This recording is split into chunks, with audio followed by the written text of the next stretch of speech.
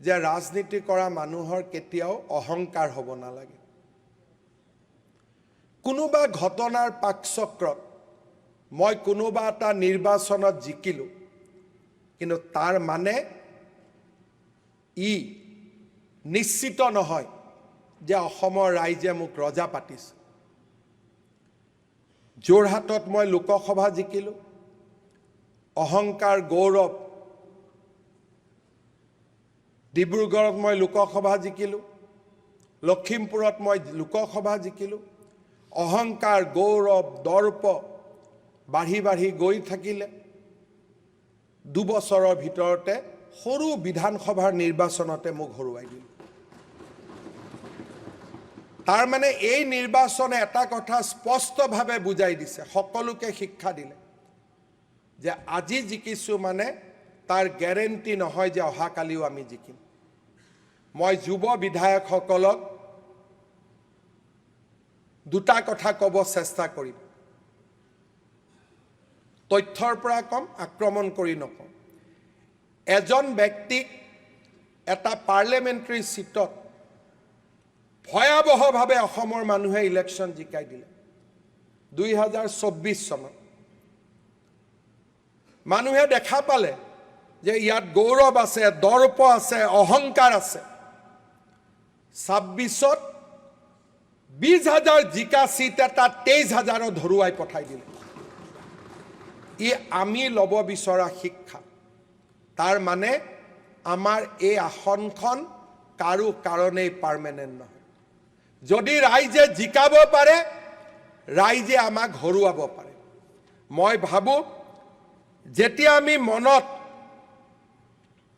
এটা ভাৱ ল'ম, যেতিয়া আমি মনত অহংকাৰৰ সৃষ্টি কৰিম যে আমি জিকি আহিলোঁ, অহাবাৰো আমি জিকিম, মই ভাবোঁ মানুহে প্ৰত্যেক দিনাই অহংকাৰক চিনি পায়। মানুহে যেনেকৈ হাঁহে পানী আৰু গাখীৰৰ পাৰ্থক্য বুজি পায়, তেনেকৈ মানুহেও অহংকাৰী বিধায়ক আৰু শান্তিপ্ৰিয় সাধাৰণ মানুহৰ লগত থাকিব পৰা বিধায়কক বুজি পায়। সদনত খুব সম্ভৱ 6 বাৰ একেলগে ইলেকশ্যনত জিকি অহা বিধায়ক হিচাপে মই আছোঁ। আনসকলে 6 বাৰ জিকিছে, ক'ৰবাত হয়তো গতি পৰিছে, জ্যোতি পৰিছে। পদ্মদাও আছে, 6 বাৰ জিকিছে। নতুন প্ৰজন্মৰ বিধায়কসকলে সিদ্ধান্ত ল'ব লাগিব যে আমি এবাৰৰ কাৰণে বিধায়ক হ'ব অহা নাই, আমি বাৰে বাৰে বিধায়ক হ'বৰ কাৰণে সদনত আহিছোঁ। আৰু তেতিয়া আমি বাৰে বাৰে বিধায়ক হ'ব পাৰিম যেতিয়া আমি মনত অহংকাৰক জন্ম নিদিওঁ। জীৱনত আটাইতকৈ ডাঙৰ শত্ৰু হ'ল অহংকাৰ। বিধায়ক হোৱাৰ লগে লগে যেতিয়া আমাৰ কাপোৰৰ পৰিৱৰ্তন হ'ব, খোৱাৰ ব্যৱস্থাৰ পৰিৱৰ্তন হ'ব, সমষ্টিৰ পৰা সাধাৰণ ৰাইজক বেয়া কথা গালি গালাজ কৰিবলৈ আৰম্ভ কৰোঁ, তেতিয়াৰ পৰাই স্খলন আৰম্ভ। যোৱা 15 বিধানসভাত থকা বহু বিধায়ক আজি সদনত অহা নাই। তাৰ পৰা নিশ্চয় নতুন বিধায়কসকলে শিক্ষা ল'ব। মই সকলোকে আহ্বান কৰিম, আমাৰ জীৱনৰ আটাইতকৈ ডাঙৰ শত্ৰু হৈছে আমাৰ অহংকাৰসমূহ। মোৰো যদি ক'ৰবাত অহংকাৰ হয়, আপোনালোকে মোক দেখুৱাই দিব আৰু আপোনালোকেও চেষ্টা কৰিব যাতে আমি অহংকাৰক ওচৰত আহিব নিদিওঁ। আজি যিসকলে ভাবিছে যে আমি অমুক সমষ্টিৰ পৰা আহিছোঁ, অমুকে আমাক ভোট দিবই, মানকাছাৰৰ 1 লাখ ভোটে তেওঁলোকৰ বাবেও বিপদৰ ঘণ্টা আজি বজাই থৈ গৈছে। 2031ৰ কাহিনী এয়া নহয়, এই কাহিনীও বদলিব। মই আজিয়ে ভৱিষ্যতবাণী কৰি থৈ দিছোঁ। ৰাজনীতিত মই যিমান আজিলৈকে ক'ৰবাত নহয় ক'ৰবাত কৈছোঁ, 2-এটাক বাদ দি ক'ৰবাত নহয় ক'ৰবাত সিও বুজি পায়। মই ভাবোঁ অসমৰ ধৰ্মীয় সংখ্যালঘু ৰাইজেও অহংকাৰ, পিতৃৰ পৰিচয়েৰে ৰাজনীতি কৰিব বিচৰা ব্যক্তি সকলোকে চিনি পাব। তেওঁলোকৰ মাজতো এখন শিক্ষিত সমাজৰ সৃষ্টি হ'ব আৰু কৰবাত নহয় কৰবাত, কেতিয়াবা নহয় কেতিয়াবা চামুগুৰি উপনিৰ্বাচনৰ ফলাফলো আহিয়ে থাকিব। যেনেকৈ সমাজত বিৱৰ্তন হৈ থাকে, সমাজত পৰিৱৰ্তন হৈ থাকে। তাক নহা ৰাস্তা কি? যেতিয়া আমি অহংকাৰক ত্যাগ কৰিম, সমষ্টিৰ মানুহৰ কাৰণে সমৰ্পণ কৰিম। মই ভাবোঁ সদনে নিশ্চিতভাৱে, বিশেষকৈ নতুন বিধায়কসকলে সদনৰ ভিতৰে আৰু বাহিৰে আমাৰ পৰম্পৰা, আমাৰ সংস্কৃতি আৰু আমাৰ অহংকাৰবিহীন, গৌৰৱবিহীন, দৰ্পবিহীন এটা জীৱন আমি যাতে সদায় ৰাখিব পাৰোঁ, তাৰ কাৰণে সকলোৱে প্ৰচেষ্টা কৰিব। নক'বলগীয়া কথা এটা মই আকৌ কৈ থৈ গৈছোঁ, কেতিয়াবা বিধায়কসকল খুবেই ভাল, কিন্তু বিধায়কসকলৰ লগত থকা PS, OSD আমাক ইলেকশ্যনত হৰুৱাই দিয়ে। সেইকাৰণে নিজৰ নিজৰ PS, OSD বছৰে বছৰে বদলাই থকা আৰু তেওঁলোকৰ ওপৰত ডিপেণ্ডেণ্ট নোহোৱা, এইবিলাকো নিশ্চিতভাৱে নতুন বিধায়কসকলে শিকিলে আমি সদনত বাৰে বাৰে সকলোকে দেখা পাম। মোৰ অভিজ্ঞতাৰ পৰা এইখিনি কথা মই কম বুলি ভাবিছিলোঁ। মই ভাবোঁ যে কোৱাটো প্ৰয়োজন আছিল।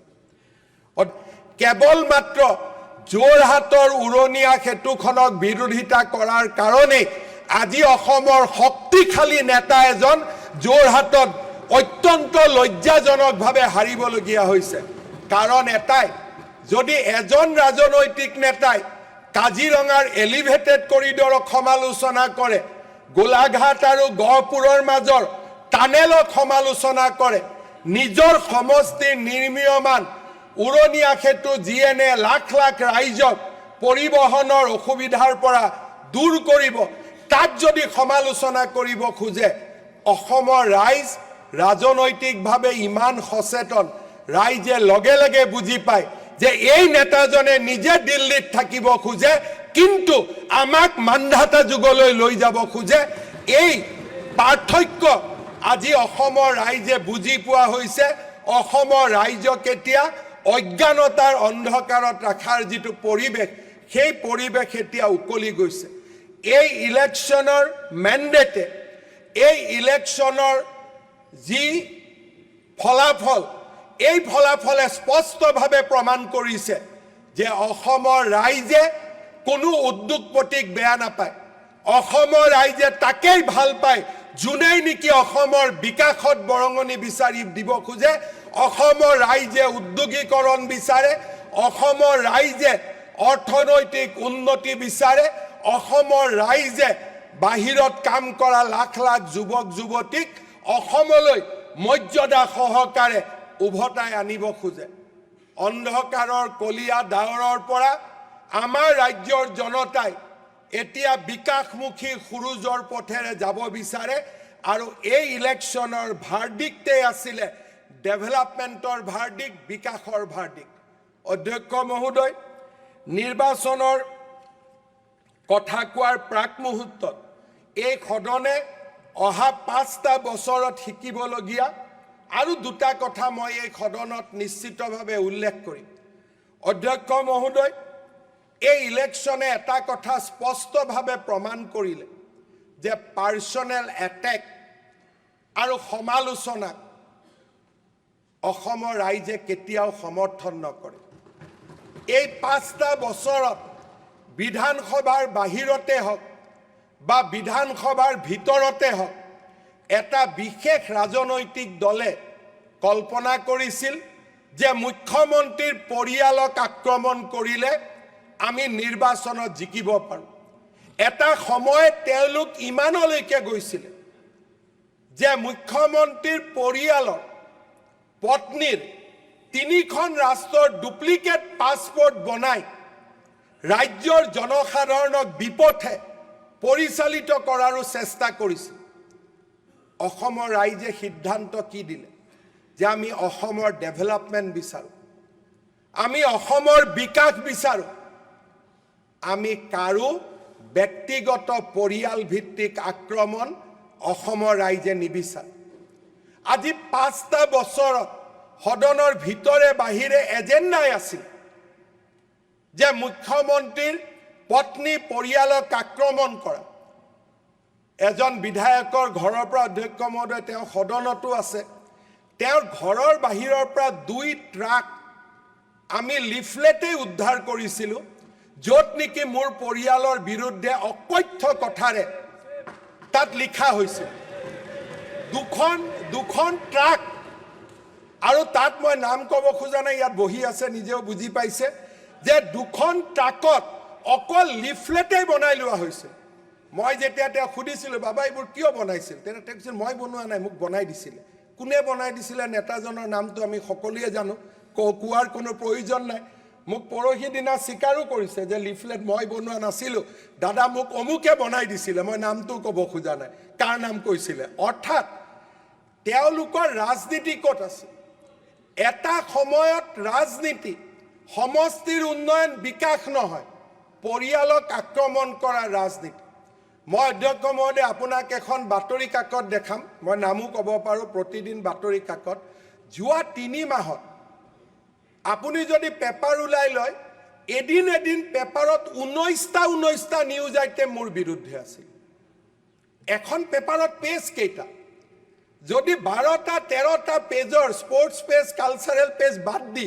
যদি 19টা নিউজ মুখ্যমন্ত্ৰীৰ বিৰুদ্ধে লিখিব লাগে বাকি কি থাকিল অৰ্থাৎ সেই পৰ্যায়লৈ ৰাজনীতিক লৈ যোৱা হৈছিল কিন্তু অসমৰ ৰাইজে ৰিজাল্ট কি দিলে যে 102টা সিট বিজেপি আৰু এনডিএ পৰিয়ালৰ চৰ্চা শুনিব আমি সদনত অহা নাই আমাৰ ল'ৰা ছোৱালীক কৰ্মসংস্থাপন লাগে আমাৰ সমষ্টিৰ বিকাশ লাগে মই আশা কৰিম বিধানসভাত আমি জিকি অহা বিধায়কসকলে ৰাইজৰ সিগনেল ৰাইজে কি ক'ব বিচাৰিছে আমাৰ নেতাই কি ক'ব বিচাৰিছে এটো নহয় যিজন নেতাই ভাৰতত কম থাকে বিদেশত বেছি থাকে সেইজন নেতাই কি ক'ব খুজিছে তাক অসমৰ ৰাইজে শুনিব খোজা নাই অসমৰ ৰাইজে আমাক ক'ব খুজিছে আমাৰ হৈ কাম কৰা পৰচৰ্চা পৰনিন্দা নহয় আমাৰ হৈ কাম কৰা যাতে আমি তোমালোকক ভোট দিছো তোমালোকে আমাৰ কাৰণে কাম কৰা যাতে আমাৰ সমষ্টিটোৰ বিকাশ হয় মই আশা কৰিম আমাৰ নতুন চাম বিধায়কে ৰাইজৰ ৰায়দান তেওঁলোকে নিজে বুজি পাব পাৰিব আৰু নিজকে অসমৰ ৰাইজৰ উন্নতিৰ বাবে সমৰ্পিত কৰিব পাৰিব অধ্যক্ষ মহোদয় এই ইলেকশ্যনৰ এটা সময়ত এনেকুৱা এটা পৰ্যায়লৈকে লৈ যোৱা হৈছিল যে মোৰ পত্নীয়ে হিন্দুটো কোন জাগাত পিন্ধে ৰাজনীতিক ইমান তললৈ লৈ যোৱা হৈছে অধ্যক্ষ মহোদয় এখন শংকৰ মাধৱৰ দেশ আমি যেতিয়া ৰাজনীতিও কৰিম তাত এটা সংস্কাৰেৰে সৈতে কৰিম আমাৰ মাজত যুক্তিপূৰ্ণ আদান প্ৰদান বিতৰ্ক সব হ'ব পাৰে কিন্তু যদি আমি কওঁ যে অমুক মন্ত্ৰীৰ পত্নীয়ে মেখেলাখন তলত পিন্ধিছে ওপৰত পিন্ধিছে ই কেতিয়াও ৰাজনৈতিক বিতৰ্ক হ'ব নোৱাৰে অধ্যক্ষ মহোদয় মই ভাবো 102টা সিটৰ ফলাফলে বিৰোধী পক্ষৰো চকু মেল খুৱাব শাসক পক্ষৰো চকু মেল খুৱাব অসমৰ ৰাইজে বিকাশ বিচাৰে অসমৰ ৰাইজে সুৰক্ষা বিচাৰে অধ্যক্ষ মহোদয় এই নিৰ্বাচনে আৰু এটা বিতৰ্কৰ খাম কটালে দয়াবিনী আৰু মায়াবিনীৰ বিতৰ্ক অধ্যক্ষ মহোদয় নিৰ্বাচনৰ আগত আৰু এটা বিতৰ্ক আৰম্ভ কৰা হৈছিল মায়াবিনী আৰু দয়াবিনী জুবিন গাৰ্গ আমাৰ হিয়াৰ আমঠু আছিল জুবিনৰ মায়াবিনীয়ে অজস্ৰ অসমীয়াক ৰোমাঞ্চিত কৰে জুবিনৰ গানে জুবিনৰ শিল্পই জুবিনৰ জীয়নে অজস্ৰ অসমীয়া যুৱক যুৱতীক যুগে যুগে প্ৰভাৱিত কৰি থাকিব অধ্যক্ষ মহোদয় মই গৌৰৱেৰে কম আৰু মই আজিও অত্যন্ত গৌৰৱেৰে কম নিৰ্বাচনৰ পিছত জুবিনৰ জীৱন পৰিক্ৰমাত যেতিয়াই জুবিনক আজি জুবিনৰ নাম লৈ ৰাজনীতি কৰিব বিচৰা সকলে যেতিয়া জুবিনক সমালোচনা কৰিছিল ব্যক্তিগতভাৱে তেওঁৰ লগত মই সদায় থিয় হৈ আছিল মই সদায় কৈছিল যে জুবিন ৰাষ্ট্ৰৰ সম্পদ জুবিন অসমীয়াৰ সম্পদ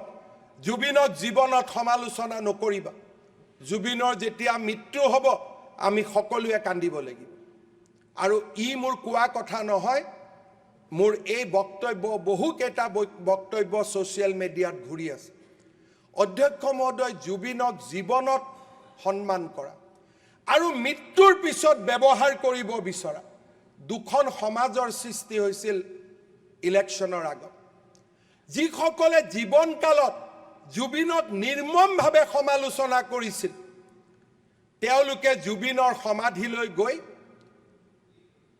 অসমৰ ৰাজনৈতিক যুদ্ধখনক তেওঁলোকৰ ফালে লৈ যাবলৈ চেষ্টা কৰি যিসকলে নিজৰ জুবিনক যিসকলে নিজৰ জীৱনত নিজৰ সমষ্টিলৈ এবাৰো অনুষ্ঠানৰ বাবে নিমন্ত্ৰণ কৰা নাছিলে ৰাতি ৰাতি তেওঁলোক জুবিনৰ সমৰ্থক হৈ পৰিছিল কিন্তু দুৰ্ভাগ্য তেওঁলোকৰ মুখেদি মায়াবিনী ওলাইছিল তেওঁলোকৰ মুখেদি দয়াবিনী ওলাইছিল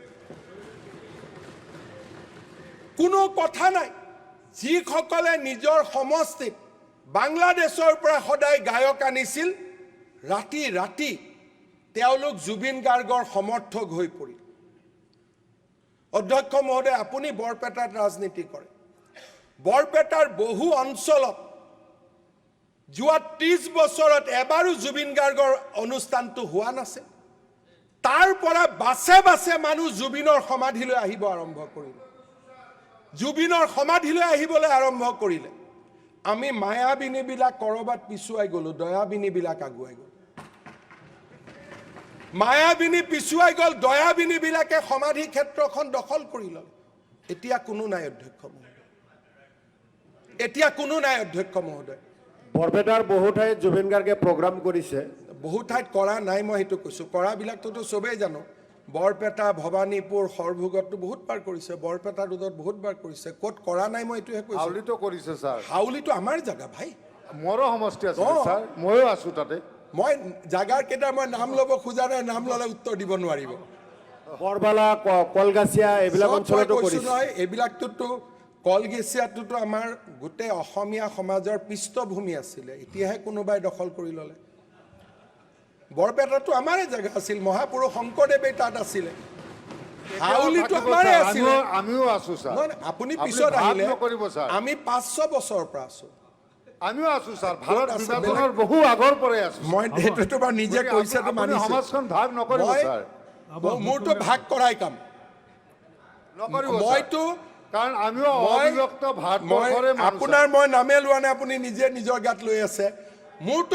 মোৰতো ভাগ কৰাই কাম অৰিজিনেল অসমীয়া আৰু বাংলাদেশী দুটা ভাগটো আমি কৰিয়ে থাকিম সেইটো আমিও সমৰ্থন কৰিছো সমৰ্থন কৰক অৰিজিনেল স্যাৰ অহাকালি ইউচিচিক সমৰ্থন কৰক মইতো ভালে কথা ক'লো ইমান দেৰি মইতো কতো কোৱা নাই নিজে আপুনি কিয় দয়াবিনী হৈছে আপোনাকতো মই দয়াবিনী কোৱা নাই অধ্যক্ষ মহোদয় এনেকুৱা এটা অৱস্থা হ'ল যে এটা ৰাজনৈতিক দলে ইলেকশ্যন মেনিফেষ্টোত জুবিন গাৰ্গক লৈ আহিলে ইলেকশ্যন মেনিফেষ্টোত জুবিন গাৰ্গক লৈ আহিলে আৰু অধ্যক্ষ মহোদয় আপুনি আচৰিত হ'ব ইলেকশ্যনৰ দিনা যে ইলেকশ্যনৰ টেবুল সেই টেবুলৰ সন্মুখত জুবিন গাৰ্গৰ ফটো লগাই দিয়া অধ্যক্ষ মহোদয় ইলেকশ্যনৰ আগত এটা বিশেষ ৰাজনৈতিক দলৰ অফিচৰ সন্মুখত সেই ৰাজনৈতিক দলৰ সভাপতিজনৰ ফটো নাছিলে বিজেপিৰ কাৰ্যালয়ৰ সন্মুখত বাজপেয়ী নৰেন্দ্ৰ মোদীৰ ফটো দেখা পোৱা যায় কংগ্ৰেছৰ কাৰ্যালয়ৰ সন্মুখত ৰাজীৱ গান্ধী ইন্দিৰা গান্ধী ৰাহুল গান্ধীৰ ফটো দেখা পোৱা যায় এইবাৰ বদলি গ'ল অধ্যক্ষ মহোদয় সদায় বদলি থাকিবনে নাই এইবাৰ বদলি গ'ল অধ্যক্ষ মহোদয় ৰাজনৈতিক দলৰ কাৰ্যালয়লৈ জুবিন গাৰ্গক লৈ অহা অসমৰ ৰাইজে উত্তৰ কি দিলে অসমৰ ৰাইজে উত্তৰ দিলে যে জুবিন গাৰ্গক লৈ ৰাজনীতি নকৰিবা তেওঁ আমাৰ সম্পত্তি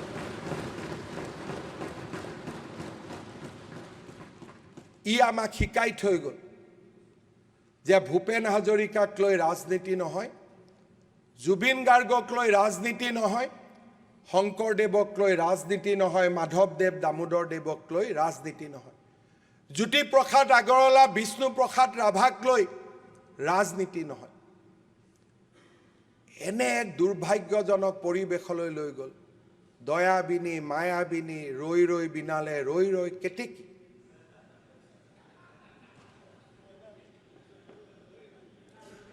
কিমান তললৈ যাব পাৰে অধ্যক্ষ মহোদয়? ৰৈ ৰৈ বিনালৈ ৰৈ ৰৈ কেতেকী। ইউটিউব ভৰি গ'ল দয়াবিনী।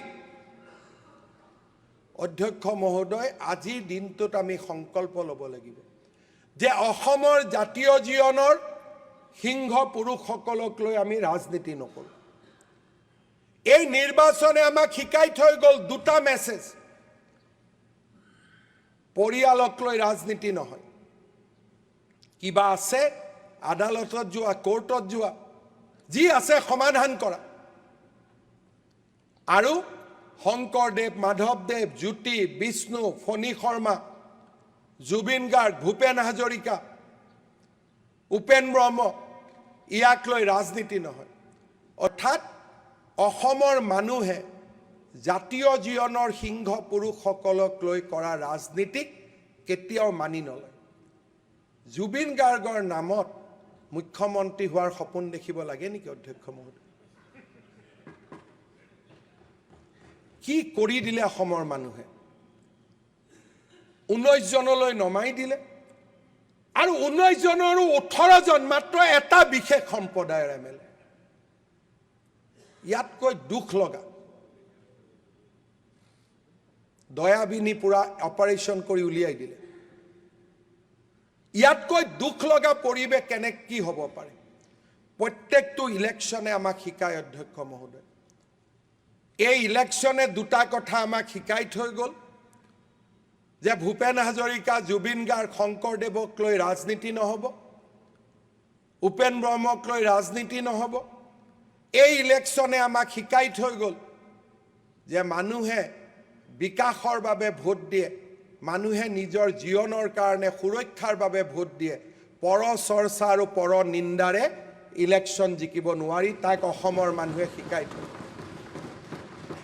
আজি মই নিশ্চিতভাৱে মনত পেলাম, যেতিয়া মই যোৱাবাৰ সদনত 5 বছৰ আগতে কেটল প্ৰটেকশ্যনৰ বাবে আইন আনিছিলোঁ, গো হত্যা বন্ধ কৰাৰ বাবে আইন আনিছিলোঁ। তেতিয়া সদনত ভিতৰে বাহিৰে এছাম লোকে আমাক সমালোচনা কৰিছিল আৰু তেওঁলোকে কৈছিলে যে কুৰবানীৰ দৰে প্ৰথাৰ বাবে গৰু বা গো অতিকে প্ৰয়োজনীয় আৰু সেইকাৰণে আমাৰ ধৰ্মীয় চেণ্টিমেণ্টত হাত দিব নালাগে আৰু গো হত্যা বিৰোধী আইন পাছ কৰিব নালাগে। অধ্যক্ষ মহোদয়, তেতিয়াও মই বিশ্বাস কৰিছিলোঁ যে কুৰবানীৰ বাবে গৰুৰ প্ৰয়োজন নহয়। কোনো ধৰণৰ ধৰ্মীয় গ্ৰন্থত কুৰবানী অকল গৰুৰে দিব পাৰি তাক ক'তো লিখা নাই। আৰু নিশ্চিতভাৱে এটা দিন আহিব যিটো দিনত অসমৰ ধৰ্মীয় সংখ্যালঘু লোকেও হিন্দু মানুহৰ ধৰ্মীয় চেতনাক সন্মান জনাই গৰুক কুৰবানী দিয়াৰ পৰা বিৰত থাকিব।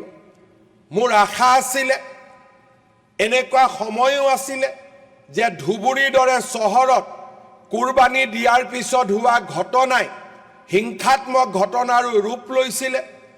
কিন্তু অধ্যক্ষ মহোদয়, মই আজি সদনত অত্যন্ত গৌৰৱেৰে সৈতে ক'ব বিচাৰোঁ যে সময় আৰু সমাজৰ পৰিৱৰ্তনৰ লগে লগে হিন্দু ধৰ্মৰ ধৰ্মীয় চেতনাক সন্মান জনাই এইবাৰ অসমৰ প্ৰায়বোৰ মুছলমান সম্প্ৰদায়ৰ ৰাইজে গৰুক কুৰবানী হিচাপে আগ নবঢ়াবলৈ সিদ্ধান্ত গ্ৰহণ কৰিছে, যি নিশ্চিতভাৱে আমাৰ ৰাজ্যৰ সমন্বয়ৰ বাবে এটা অত্যন্ত শুভ ইংগিত। মই আজিৰ এই পবিত্ৰ সদনৰ মঞ্চৰ পৰাই সেইসমূহ সমাজলৈ ধন্যবাদ আৰু কৃতজ্ঞতা জ্ঞাপন কৰিম, যিসকল সমাজে অত্যন্ত স্ব ইচ্ছাৰে সৈতে এইবাৰ তেওঁলোকে সিদ্ধান্ত লৈছে যে আমি গৰুক কুৰবানী হিচাপে আগ নবঢ়াওঁ। আমাৰ সকলোৱে যাতে বুজি পায় তাৰ বাবে মই এষাৰ হিন্দীতে ক'ব খুজিছোঁ, ইছ বাৰ আসাম কা কাফি मुसलमान लोगों ने, काफी मुसलमान जमात ने ये सिद्धांत लिया है कि इस बार हम लोग गाय को कुर्बानी में नहीं व्यवहार करूंगा। हिंदू लोगों का सम्मान को सम्मान करते हुए हम गौ माता को कुर्बानी का रूप में इस्तेमाल इस बार नहीं करूंगा। जी, जो एक नया समय का इंगित देते हैं, जो नया समय का एक स्पष्ट रूपरेखा भी हमारा सामने लाते हैं। मैं असम का मुसलमान समाज को यही मन से धन्यवाद देता हूं कि आप लोगों ने अगर ये सिद्धांत क्रियान्वित किया तो ये सिद्धांत असम का हिंदू लोगों को स्वाभाविक रूप से बहुत ही प्रभावित करेगा और असम में हम एक साथ रहने का जो एक हमारा हमेशा हिस्सा है, इस हिस्सा को डेफिनेटली और आगे लेके जाएगा। मैं आशा करता हूं कि 29 तारीख जब ईद होगा, बकरीद होगा, जो लोग अभी तक सिद्धांत नहीं लिया है वो लोग भी सिद्धांत लेगा और असम में इस बार कोई गाय को कुर्बानी का रूप में आगे नहीं बढ़ाया जाएगा। मैं आशा करूं যে যিসকল ৰাইজে এতিয়াও সিদ্ধান্ত লোৱা নাই তেওঁলোককো মই আহ্বান জনাম যে বাকি ৰাইজৰ পৰা আপোনালোকে অনুপ্ৰেৰণা লওক আৰু এইবাৰ আমাৰ হিন্দু সনাতন লোকৰ ধৰ্মীয় চেতনাৰ প্ৰতি সন্মান জনাই গৰুক কুৰবানী হিচাপে আপোনালোকে ব্যৱহাৰ নকৰিব। যি ইতিমধ্যে বহু কেইখন ৰাইজে সিদ্ধান্ত লৈছে আৰু যিসকল ৰাইজে সিদ্ধান্ত লোৱা নাই তেওঁলোককো মই পবিত্ৰ সদনৰ মজিয়াৰ পৰা আহ্বান জনাম। কাৰণ ইছলামত গৰুক কুৰবানী দিয়াটো নিয়ম বুলি কতো লিখা হোৱা নাই। যেতিয়া বিকল্প আছে, বিকল্প যদি আমাৰ সন্মুখত থাকে তেতিয়ালে নিশ্চিতভাৱে হিন্দু মানুহৰ চেতনাক আপোনালোকে সন্মান জনালে আগলৈ আমি ৰাজ্যখনৰ বহু পৰিৱেশৰ পৰা বহুত কণ্টকময় বা বহুত অবিশ্বাসৰ পৰিৱেশৰ পৰা আমি নিজকে আঁতৰাই ৰাখিবলৈ সক্ষম হ'ম। মই এই সদনৰ মঞ্চৰ পৰাই যিসকল ৰাইজে গৰুক কুৰবানী নিদিয়াৰ সিদ্ধান্ত লৈছে তেওঁলোকক মই পুনৰবাৰ মোৰ ফালৰ পৰা আৰু সদনৰ পৰা তেখেতসকলক ধন্যবাদ আৰু অভিনন্দন জ্ঞাপন কৰিছোঁ। এই বিধানসভাতে চৰৰ মাটি মাতব্বৰৰ পৰা কাঢ়ি আনি কেনেকৈ আমি সাধাৰণ লোকক হস্তান্তৰ কৰিব পাৰোঁ তাৰো নিশ্চিতভাৱে ৰূপৰেখা আৰু পৰিকল্পনা আমি নিৰ্মাণ কৰিব লাগিব।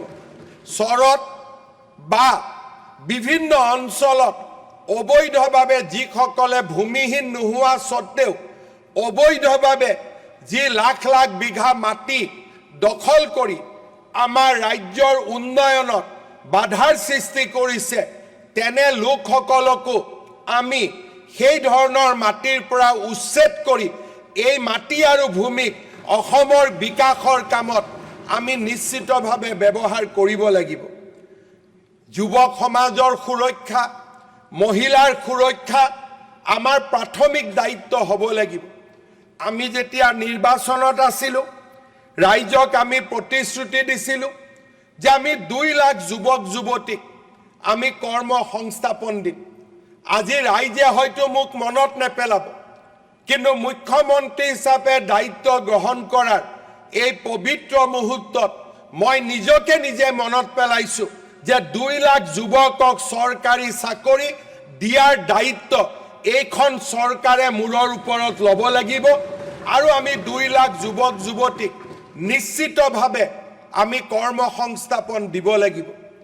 2 লাখ যুৱক যুৱতীক চৰকাৰী কৰ্ম সংস্থাপন দিয়াৰ সমান্তৰালভাৱে কৃষি অৰ্থনীতিৰ বিকাশৰ জৰিয়তে বিভিন্ন ধৰণৰ অসমৰ সম্পদৰ উপযুক্ত ব্যৱহাৰ কৰি আমি এনে এছাম যুৱকক নিৰ্মাণ কৰিব লাগিব যোনে নিজে চৰকাৰী চাকৰি নকৰে কিন্তু আন 10 জনক চৰকাৰী চাকৰি পৰিৱৰ্তে আন 10 জনক কৰ্ম সংস্থাপন দিব পৰা ক্ষমতা আহৰণ কৰা এক শক্তিশালী যুৱ প্ৰজন্মকো আমি নিৰ্মাণ কৰিব লাগিব।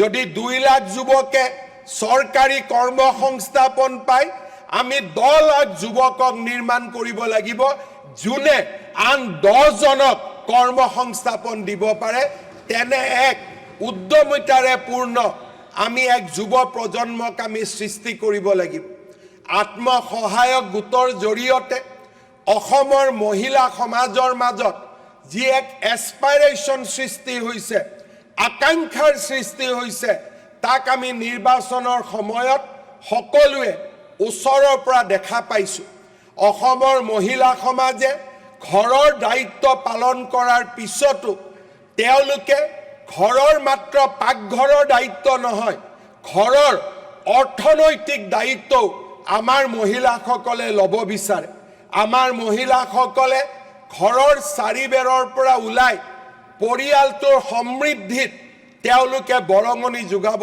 বিচাৰে অসমৰ আত্মসহায়ক গোটৰ এই আন্দোলনটোক আমি এক ব্যাপক ৰূপ দিয়া আৰু উৎপাদনশীল কৰি তোলাৰ দায়িত্ব আমাৰ বিধানসভাই ল'ব লাগিব মই নিশ্চিতভাৱে অনুভৱ কৰোঁ যে সেলফ হেল্প গ্ৰুপত থকা 40 লাখ মহিলা আমাৰ এনে এক শক্তি যে শক্তিক যদি আমি উপযুক্তভাৱে ব্যৱহাৰ কৰিব পাৰোঁ অসমৰ জিডিপি 20 to 30% অকল মাত্ৰ আত্মসহায়ক গোটৰ বিপ্লৱৰ জৰিয়তে আহিবলৈ সক্ষম হ'ব মই সন্মানীয় বিধায়কসকলক আহ্বান জনাম যে অহা 5 বছৰত মহিলা আত্মসহায়ক গোটৰ উন্নয়ন আৰু আমাৰ যুৱ প্ৰজন্মৰ কৰ্মসংস্থাপন এই দুইটাৰ ক্ষেত্ৰতে আমি সদনৰ বাহিৰে ভিতৰে আমাৰ দায়িত্ব আমি পালন কৰিব লাগিব স্বাস্থ্যৰ ক্ষেত্ৰত আজি অসম এক নতুন দিগন্তলৈ গতি কৰিছে অসমে এনেকুৱা এখন ৰাজ্য যিখন ৰাজ্যত প্ৰতিখন জিলাতে মেডিকেল কলেজ স্থাপনৰ সিদ্ধান্ত লোৱা হৈছে কাৰ্যকৰী কৰা হৈছে আৰু আজি অসমত 14খন মেডিকেল কলেজ নিৰ্মাণ হৈছে আৰু 25খন মেডিকেল কলেজ অৰ্থাৎ আৰু 11খন মেডিকেল কলেজ নিৰ্মাণৰত হৈ আছে আজিৰ সদনত মই আকৌ এবাৰ দোহাৰিব খোজো যে প্ৰতিখন জিলাতে মেডিকেল কলেজৰ এই শৃংখলত অহা 5টা বছৰত আমি গোৱালপাৰা বজালি হোজাই আৰু হাইলাকান্দিকো সামৰি ল'ব লাগিব যাতে অসমৰ প্ৰতিখন জিলাতে মেডিকেল কলেজ থকাৰ এক বিৰল সৌভাগ্য অসমৰ জনতাই লাভ কৰিব পাৰে অধ্যক্ষ মহোদয় নিৰ্বাচনৰ সময়ত আমি প্ৰতিশ্ৰুতি দিছিলোঁ স্বাস্থ্য আৰু শিক্ষাৰ মানদণ্ড উন্নত কৰিবলৈ এখন জিলাত এখন ইঞ্জিনিয়াৰিং কলেজ থাকিব এখন মেডিকেল কলেজ থাকিব আৰু এখন বিশ্ববিদ্যালয় থাকিব এই তিনিওটা one district 3 institute one university one medical college one engineering college পাৰিলে তাত এখন BSc নাৰ্ছিং কলেজ এই স্বপ্ন বাস্তৱত ৰূপায়িত কৰাৰ দিশত আমি নিশ্চিতভাৱে আগবাঢ়িব লাগিব অসমৰ চৰকাৰী শিক্ষাৰ মাধ্যমক শক্তিশালী কৰি তোলা আৰু প্ৰতিখন বিদ্যালয়ত এটা আধুনিক পৰিকাঠামো দিয়া কল্পনা আমাৰ মাজত থাকিব লাগিব অসমৰ যুৱ প্ৰজন্মক স্কিল এডুকেশ্যন দিয়াৰ বাবে আমি লোৱা প্ৰচেষ্টাক আমি আৰু অধিক ত্বৰান্বিত কৰিব লাগিব ইয়াৰ সমান্তৰালভাৱে বিদেশী ভাষাৰ জ্ঞান আহৰণ কৰি বিশ্বৰ ডাঙৰ ডাঙৰ অৰ্থনীতিলৈ অসমৰ যুৱকৰ কৰ্মসংস্থাপন বিচাৰি উলিয়াবৰ বাবে আমি বিদেশী ভাষাৰ জ্ঞানৰ ওপৰতো বিদ্যালয় মহাবিদ্যালয় পৰ্যায়ৰ পৰাই আমি নিশ্চিতভাৱে কাম কৰিব লাগিব অসমৰ চাহে বিশ্বৰ বজাৰত আকৌ যাতে আমাৰ মাৰ্কেট শ্বেয়াৰ আমি উভতাই আনিব পাৰোঁ তাৰ কাৰণে আমি প্ৰচেষ্টা কৰিব লাগিব সদনত মাজে মাজে বিধায়কসকলে উল্লেখ কৰে যে চাহ শ্ৰমিকৰ দৰমহা বৃদ্ধি কৰিব লাগে দৰমহা তেতিয়া মালিকসকলে দিব পাৰিব যেতিয়া আমাৰ চাহে নতুন নতুন বজাৰ দখল কৰিব পাৰিব। সেইবাবে আজি প্ৰথমবাৰৰ বাবে আমি চাহ শ্ৰমিকৰ দৰমহা প্ৰায় 300 টকালৈকে লৈ গ'লোঁ। আমাৰ দায়িত্ব থাকিব যে আমাৰ চৰকাৰৰ কাৰ্যকালত ইয়াক যাতে আমি 450 টকালৈকে লৈ যাব পাৰোঁ। কিন্তু তাৰ বাবে প্ৰথম প্ৰচেষ্টা হ'ব লাগিব অসমৰ চাহ শিল্পই যাতে বিশ্বৰ বজাৰ দখল কৰিব পাৰে। অৰ্থাৎ অনাগত 5টা বছৰত অসমৰ বিকাশৰ বাবে আমি নিজকে নিয়োজিত কৰিব লাগিব। অসমৰ চাহ, অসমৰ কৃষি খণ্ডক আৰু কুটিৰ শিল্পক আমি আধুনিক কৰি গঢ়ি তুলিব লাগিব।